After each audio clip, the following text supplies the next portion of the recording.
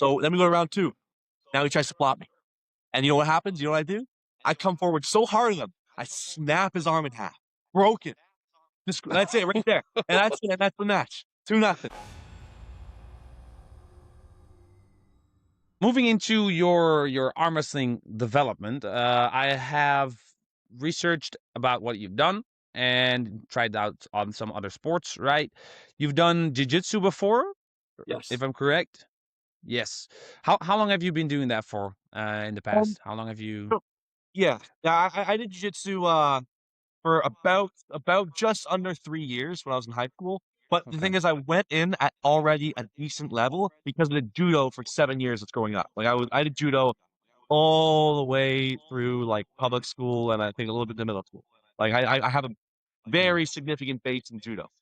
So Yeah. I loved it. I love the combat sports. I played around with Muay Thai a couple times and I got hit in the head and I really didn't Mm. like it. And I'm like, yeah, I don't want to make a habit of this. I don't like getting hit in the head. I feel dumb every time it happens. Mm. So grappling really became a big part of my life for a while. Why I stopped is because I blew my shoulder. Actually, that's what caused me to get into arm wrestling more. Mm. And this funny story actually that's we have something in common because I actually started judo as well. Once I was younger, did some international matches, and then eventually had to quit because my sister got sick, and my parents couldn't drive me. But I think judo is a very good basis for like a lot of sports, right? Yeah. You learn to break your fall if something happens, and don't break your your elbow or whatever when you're falling down. But it also gives you a sense of what's the word? Um, Confidence, so to speak. Yeah, definitely. And it's good for grip strength, right? It's really good for grip strength. You keep with the suit, you try to throw people around. Um, what do you think in comparison? Because judo and jiu-jitsu are similar, but judo or jiu-jitsu is the extended version of judo in my opinion. Yes. Um, what do you think overlaps the most into arm wrestling with those two sports? I think there's not that much that's like, oh, like if I arm wrestle a jujitsu guy, I think the only thing that I would be Yeah. like, wow, this is really good, is they have a high level of general fitness and they have a good grip. Exactly. Yeah. Like if you Mm, get the grip mm, in the mm. lapel, like often that's gonna be like there's moves to break the grip because the grip gets too strong. Yeah. So I think maybe grip would help a bit, and just overall body strength is gonna be a bit higher than somebody who doesn't Mm. do anything. But I don't really think there's much of a correlation. Like, I don't think being an awesome arm Not too wrestler will make much. you a great jiu-jitsu guy, or being a great jiu-jitsu guy will make you an awesome arm wrestler. Yeah. It's probably not. Mm. I actually have. That's actually funny because once I did some jujitsu a couple, like maybe a year ago, and I already was arm wrestling, and I could notice a significantly increase in my grip strength as well. And the jujitsu guys were just really annoyed by the fact that they couldn't move me Yeah. around because my grip was so tight. It's like, damn, dude, like I can't move you whatsoever. So yeah, like you're saying that, and I think that's the most. Yeah, I think that's the most overlap, I suppose, as well. Um, and at the gym that we have in the Netherlands, we have a arm wrestling gym community, maybe like 20, 25, 30 people at the moment. Um, what I notice a lot is that you've either two types of people. It's whether you're strong, but your technique is very difficult to get a grasp. It's very difficult for you to get a grasp, or you're very technical, but you're really weak, right? Usually it's either of the two. It's very, very special occasion. You find somebody that does both immediately. How was that for you? Like, what was your route, so to speak? Yeah, my route, I believe, is probably the best one I could have taken. I have always said if you come into the sport and get strong too fast, you never really learn how to arm wrestle. So I was very grateful that I started when I did, and I was super weak, super super weak. I had no muscle on me. Everybody was beating me. The only people I would beat is the people I would arm wrestle perfect and eventually top roll. So it taught me Mm, as I started to get stronger how to really pull, like how to really do everything perfect. I know a lot of people who start the sport and they're just too strong and everything works. They can just kind of mm, do this and it's gonna work because the people they're pulling, they're just not strong enough. So I believe to become really good at arm wrestling, you want to enter the sport weak and then get tremendously strong through your training. Yeah, because otherwise you don't really get to get into the technique aspect. You're just so overpowering that you don't really get the grasp of side pressure, of rising, of all the different vectors in arm wrestling. I can see that. Yeah. Yeah. It seems to be a pattern. Like often just if you even look at individuals, you can see if one of their arms is stronger, normally their weaker arm, even though it's not as strong, is slightly better technically. That's quite a common pattern. Um, That's for me as well. Yeah. My left Everybody's is a normally lot like better, that. and I do. Yeah. So it doesn't matter that if you're weak getting into the sport. That's a good thing. Whenever I get Right. people into the Yeah. club, I'll just tell them. Auden Larratt said, if you're weak, it doesn't matter. It's better to be weak and to get stronger later, because then you can work on technique better. Yeah, Mhm. we'll take that. We'll take that home. Beautiful. Um, so technically speaking, what was the hardest for you to learn? Technically Um, speaking, wise. it's a little bit tough for me because going into the Okay. sport, I kind of already knew a lot. Like I already knew more than like I'd say a multiple year arm wrestler. Just starting because I've done it Yeah. so much before and I just was in it. So I think I Mm-mm. mean I'm always learning small things and I'll have like a couple eureka moments sometimes. But I think the hardest thing for me to learn, which took me a while, like that's actually individual thing, is the Kingsman. It took me a bit to learn how to properly Is the do it Kingsmith. because it's a complicated move. It Mm. doesn't just click right away. So for me, that probably took me about a year and a half before I could actually Kingsman. Mm. And I'm like, oh, this makes sense. But no, I mean, I'm still learning things all the time. So maybe in like a year, I'm gonna be like, wow, this is the new way to do it. But I believe this kickback style, this roll with a lot of like different supination climbs and stuff. That's perfect Mm-hmm. arm wrestling if you want to call it that. And I'm still learning that. I'm still learning how to do that. So maybe that's the real answer. Yeah. Um, I've also heard you say during multiple interviews that a lot, basically, what you're also saying now is that a lot of your training changed completely. Like you've done, um, like you're smashing your hand into stuff to get your bones to grow thicker. You're doing all these crazy lifts. What if it works? It works. You're finding some new sauce and put it into the machine, right? But over time, are there some exercises that have stayed consistent throughout the years? Could you elaborate a little bit on those Yeah, things definitely. or aspects? I would say there is 3 or I have 4. Actually, there's 4. 4 that have never changed, that are always the same all the way through, and those 4 are pronation. Actually, no, yeah, I can only say that because pronation, just a standard pronation lift. There's Hmm. low cup on the multi spinner. There's high cup on the multi spinner, and there's a straight cup aspect.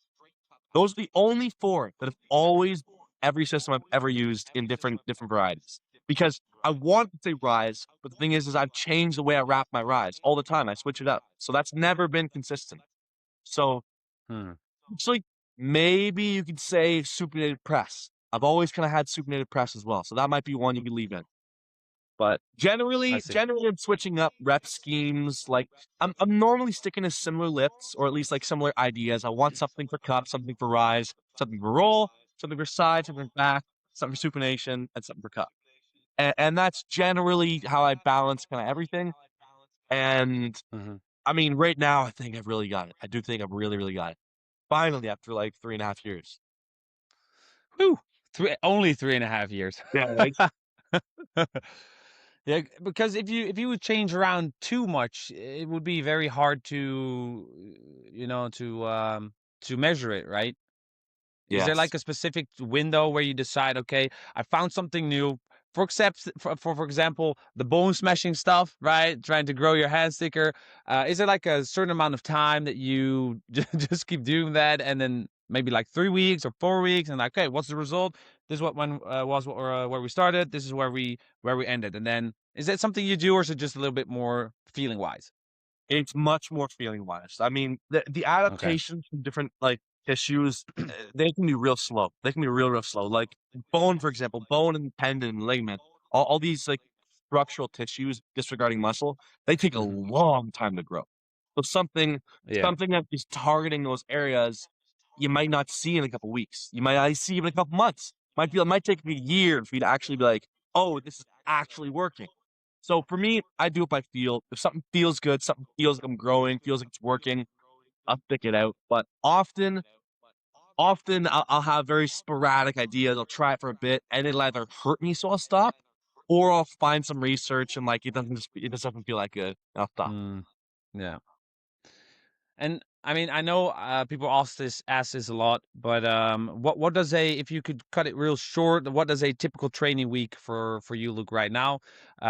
Just for the Grip Kings viewers watching at home that might have Sure, not sure. seen those type of interviews. Yeah, yeah. So, training, for me, it's broken down into table time, working days, if you want to call it that, and then like a singles day. So I've got Tuesday and Thursday. Those are my table times. So on those days, I'm smoking myself at the table as hard as I can, and maybe in like the day, I'll maybe do some cardio or something like that. Yeah. And on Tuesdays and Fridays, the days after practice, I do outside arm wrestling. So that would be things like pronation, rise, back pressure. And Hmm. I'd Hmm. like to throw in a bodybuilding split, if you want to call it that, afterwards. So I'll be doing like on outside days, I'll do pull. So I'll do all my back, all my bicep Hmm. curls, my lats, stuff like that. So and then after that, or sorry, the actually opening to that, I try and do some cardio. I don't always hit it, but I try to. I try and do like a little run. I'll do some biking, one of those things, and then I'm finishing entire day off with, if I can, do some blood flow. Now, how long that blood flow is, it's really just like, do how much do I do? How much do I do? Do I do 2 to 3 hours? Hmm. Do I do an hour? Do I do more? It's really just a go by feel. And then so the day after that, the Saturdays and the Wednesdays is the same exact schedule, but instead of outside, I'm training inside. So like cupping, Hmm. anything bringing the shoulder forward, side pressure, and then instead of pull days after that, it'll be push days. Now, actually, on Saturday, I bumped the push day to Sunday. So Saturday gets a little bit off. Sunday, Hmm. I go to my friend's house and we all train like push together, and that's fun. And Yeah. then the Yeah. Yeah. last day is Sunday. Before I go to the bench day and push day, I do a couple rounds of singles, and that'll be maximum effort. I'll do a little warm up before that, but I'm doing, I'd say, 3 to 5 rounds of singles depending on feeling, and as hard as I can, maxing out, never failing. I have all my stuff very tracked, so I never fail, but I make sure I'm really hitting it. And with the table time, right? Do you focus on specific stuff in different sessions, or is it just like all out recreating an actual match? Because I've heard It's you a little training bit for of, 5 hours yeah. That's the sometimes thing. on the It table. kind of forces me to almost hit all lanes because I'm training for so long. Like when I go there and I train Yeah. hard, like we start at 7, and 5 hours might be a little bit more than what I actually do now that I think about it. It's probably more like 4 to 4.5. Like I'll leave around like Okay. 11:30. That's standard. So I know, really short practice, but I think Mhm. Mhm. I think Mhm. just in the act of arm wrestling, eventually one of my lanes will be tired, and then I'll have to go to another one. Yeah. Like I'll have to hook somebody, I'll have to press. So I'm covering everything in the night, but I do think top roll is the best lane there is. So I'm going to open the entire night with top roll and see how long I can hang on to that before I'm forced to do other things. I see. It would that also be advice you would give to other people? Is just focus on that top role, and then when you get tired in your game, switch to other stuff. Is that some advice you'd give?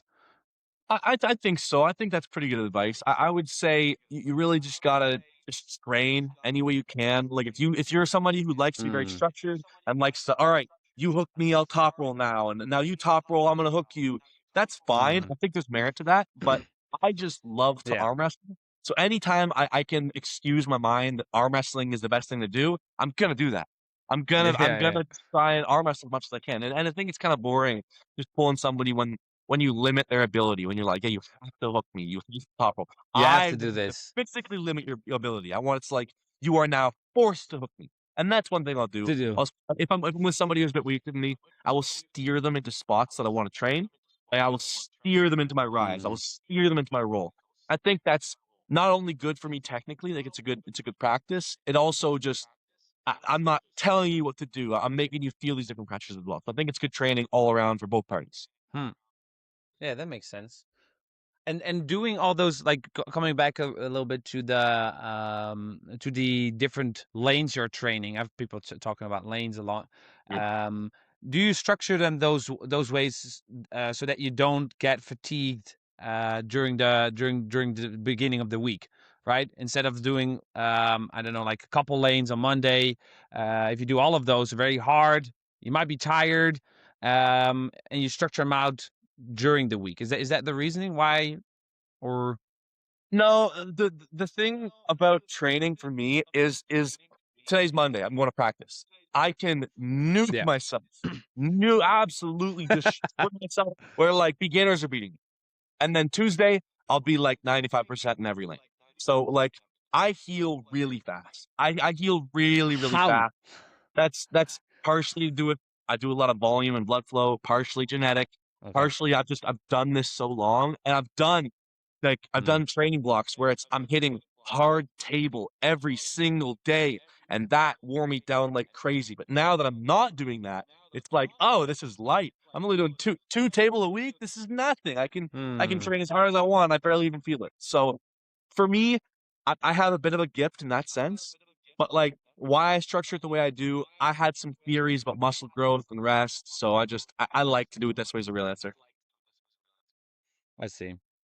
But so, do you think that will work for other people as well? Because I know, including myself, if I last time at EVW 23 at the FIBO, I was butchering myself from Thursday to Sunday, and I couldn't do shit afterwards.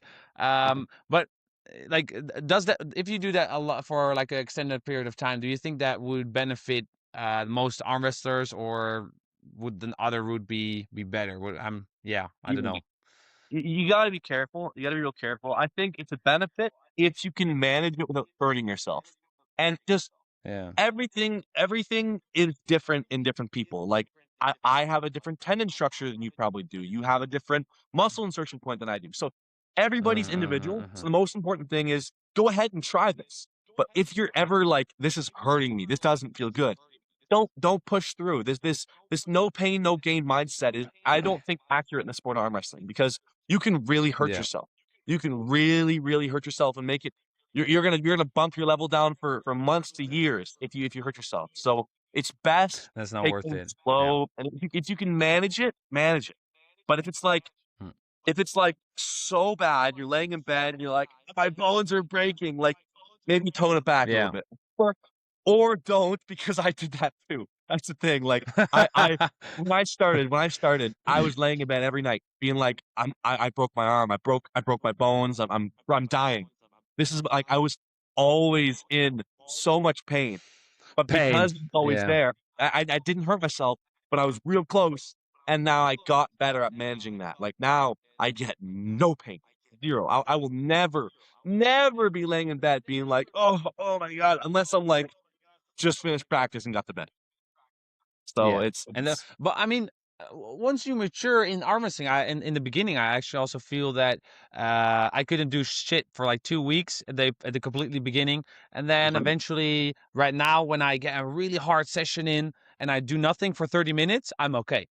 Yeah. If I go back to the table afterwards, I'm feeling all pains again and stuff. But if I don't do that, then I'm fine. But do you maybe have some tips and tricks for people at home that are not at this level yet, to maybe speed up those healing processes? Like you said, Yeah, blood blood flow, flow, but maybe you have some blood other. flow. It's all blood flow. Everything's blood flow. Every time people ask me that, the answer is blood flow. And people often they don't Okay. really know what it means. They don't know what blood flow actually is. So the point is, in your joints and tendons and stuff. Normally in arm wrestling, you don't become muscularly hurt. It's like my Yeah. attachment point, like my tendons hurt, my joints hurt. In these Mm. in these tissues, you don't really have blood. You have something called synovial fluid. Yeah. And Yeah. you need to get motion through these areas to get the oxygen and get the nutrients that it needs.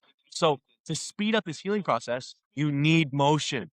So you want to get a pulley and throw like the lightest weight you possibly can. And people hear that and they're like, okay, well, I can do like 30 pounds. No, do like 2 pounds, do like 3 pounds. Do it where like you And this, barely get a pump after 100 reps.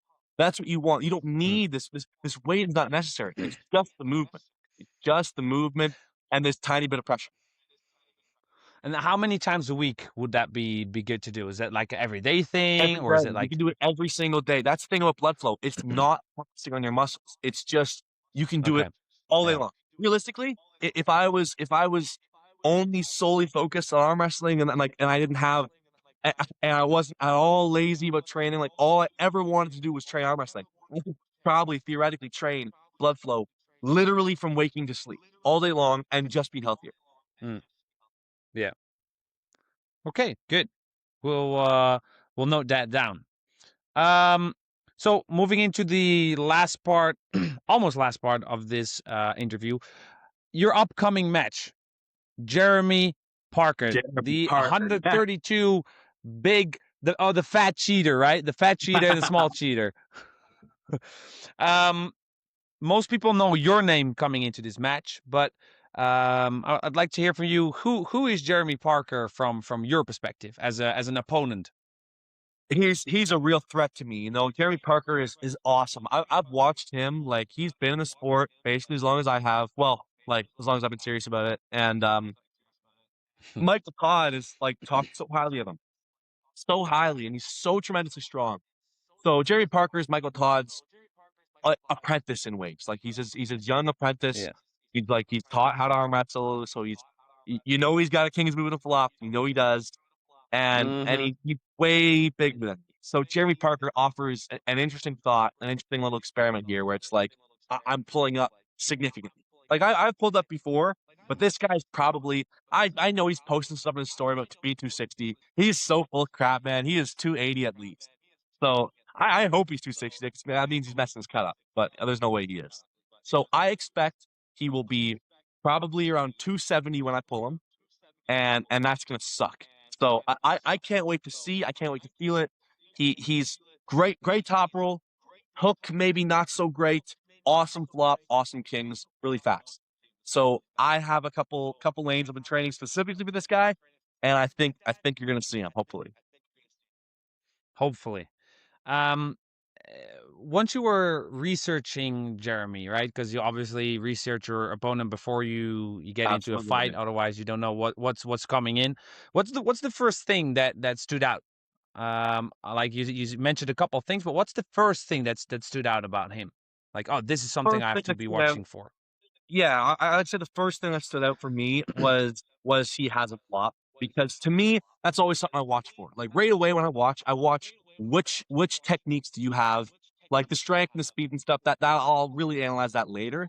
But the first thing is, all Mm-hmm. right, where is this guy going? So I know what I need to do. Because like if this guy is only opposing top roll, I know that. Like I'll know that. I know either I'm going to be Yeah. chopping it in or I'm going to be rising up with him. And the pronation will be less important. That's just like this is the process of thinking. So I see, all right, he opens with top roll generally, and then if things go wrong, he Okay. has a Yeah. flopper, he keeps a baller. Now, that's really good for me to know because in the past, I have had issues with the flop. Now, that is much less of an issue now. I've been adding this new training, and my elbow is just tremendously stronger than it used to be. It's so much better. So that lets me know I need to train specifically anti flop as well as anti top roll and kings move. Mm. And so, what have you done to get that elbow as tight as it is now? Like, what have you included in your training to get that at the point to where it is? You know, I would think there is. I mean, there's a couple of things, but the two main things I've added is I've added more tricep, which has just given me more stability Mm-hmm. through the elbow. There was these issues I had when I was here. If I put any pressure, it would hurt along the tendon on the back. It really hurt. So I see. I Yeah. started doing the tricep one arm pull downs where it's like the pressure's maxing out at the top, and I have to fight through it. Oh, yeah. It really helped me. So that was one. The other one is I actually added a little bit of side pressure. I added some side pressure in my routine. I added this pronated side pressure and I had supinated side pressure. Still never too crazy heavy, like never singles, but I added those, Mm-hmm. and those the combination of the tricep and the side pressure has really opened some doors for me. Okay. So that's going to be more difficult for him to do that during your match.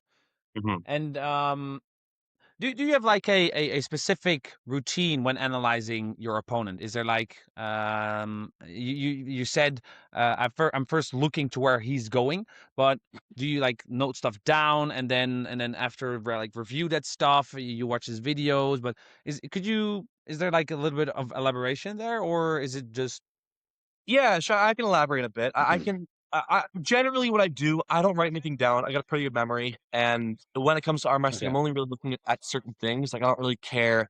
I don't need to remember exactly how the matches went. I just don't need to. All I need to know is like, all right, Hmm. where did he fail? Where does he win? What is he strong in? Is there anywhere he looks uncomfortable? And what are the moves he does?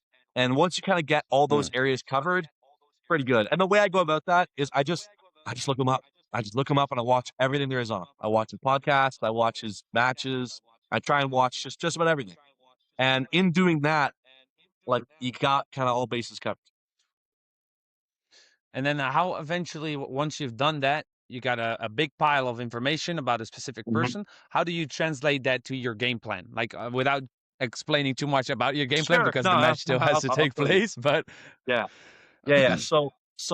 I'll give you the example of Hans Atome because I can go into depth exactly what my technique was against him. So yeah. I had the match with Hansa and I'm watching him. I'm watching everything he does. He's really quick. He's so explosive, smoking top roll, and he has an ability to pull it out of his hand if he really needs it. So I realized, and also good defensive puller. Like he's able to swing out this way and hang off here. So I knew I would have to outclimb him in center before beating him. Because if I rushed the pin, he'd Hmm. probably get my hand. So after watching all those stuff, I kind of realized that. So my training became all about the rise. I'm like, all right, I need to outrise him. I need to have such a good rise that he hangs off of me and that I'm able to top roll him over time. So let's keep climbing. Now, also one of the things that's important is because he was a really fast guy, I needed a way to neutralize the set, where I almost had to Yeah. force him to load with me. So I hung off his rise like crazy. I did a lot of different setup trickery to make him feel he had to load because he did have to load me. Otherwise, I would take even more. So I, I think I think you can learn a lot from watching people, but you just have to be rounded enough that when you go in the match, there's always surprises. There's always surprises, so you just gotta be ready for them. Because you're both contemplating like what's the other guy Exactly. gonna do. You're trying to have some aces up your sleeve. That yeah, that's not shown in videos or in podcasts or whatever. Yeah, that makes sense. All right, that's a pretty solid structure how to go about it. Um, just some final questions we have here, about 5 or 6. Jeremy said he wants to chase some of the big names outside. No, hold on. Jeremy said he wants to chase some of the big influencers that come from the strongman sport. But he has to do that. Before he can do that, he has to beat you, Yeah. right? Um, but I'm wondering, like, where do you want to go next? Because you have the 105, you have the 115. Maybe you feel little bit more comfortable at the 105, perhaps, and then eventually go even higher. Mhm. Where do you would you want to go? I mean, my comfortable weight is 95. Like I'm bulking up for this match. I'm 100 kilo. Like I am not a 105 puller yet. Yeah. I'm trying to get there, but as of right Okay. now, like if I wanted a competitive class, I'm pulling 95s. No question in my mind. So 95.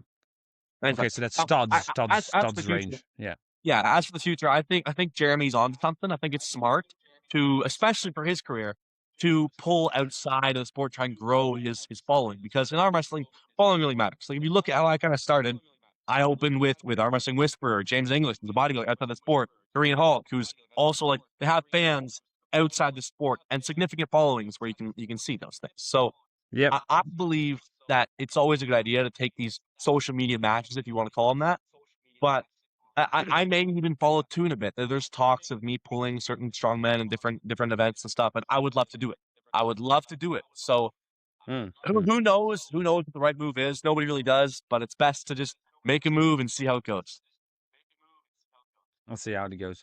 And I mean, I've also heard, heard talks about a possible match with devon. I mean, he would have to cut down Yes. big time. I think that would be a really interesting match between you guys as well. But stylistically, how do you think a match between you guys would look? I'm not sure if you've dived I, too deep into I him, would but love that. I would love to pull Devon Borman. We've already talked about it. He said he'd be willing to come down to like 105 or so, which would be perfect. I'd be happy to pull him there. Like, I'm not quite that big, but that's okay. Like, I know he's making a big cut, so I'd be fine with that. I would love to do that match, man. Devon is awesome. He's so strong. He's already very, very good, but I do believe there's a couple lanes I might be able to get him in. So I think hmm I don't think he's hooking me. I think he would have to top roll me. Like really, these days I think I'm very yeah, hard to hook. So I just think it would be a very classic top roll versus top roll, and whoever could beat the guy up high probably is going to win the match. So it's I gonna would win the match. love to see. Would that be something after this match? Is like after you've done this match, or would you see that somewhere further along the line? I think it's a little bit further down because I do have a couple things a bit more planned. But if all of a sudden it's like Yvonne Okay, needs an opponent, it's in the summer, you doing it? The answer is yes. it's like Of course I am. get Of your course I'm ass over doing here. it. I try Yeah, to take it enough I can these days. I think there's no reason to shelter yourself. It's fun to get out there and pull. So yeah. I think that match will happen within the next year. Probably more about half a year away from now. That'd be my guess. All right. That'd be great to see. Last two things. Are there any things outside of competition and YouTube you're trying to build for the future for Mm, yourself, or is it just mainly focused on?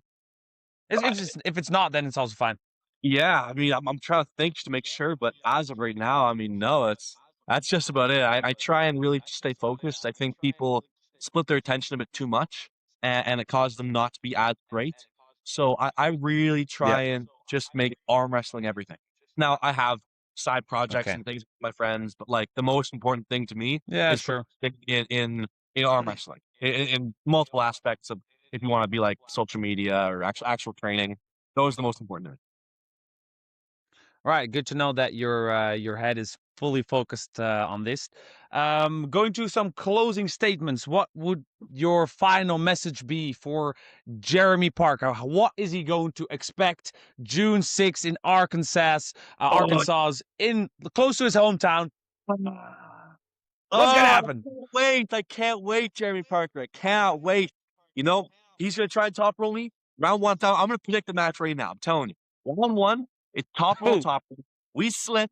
He's not holding on to anything. There's no way he can stop me from slipping. I'm telling you right now, it's impossible. Jeremy Parker, try to stop me from slipping. It's not going to happen. I'm telling you, there's no way. So round one slip. Round one in the straps, I bust that dude back and I talk some crap. I'll have him over here talk some crap. He's gonna quit. He's gonna quit because he knows he can't win from there. I'm gonna bleed him out. So then we go to round two. Now he tries to flop me. And you know what happens? You know what I do? I come forward so hard at him, I snap his arm in half. Broken. That's it right there. And that's it. That's the match. 2-0. They're gonna call it. End of the match. He's not gonna pull again. I'm sorry, Jeremy. I'm sorry, but I don't want for it, dude. We both know what's gonna happen.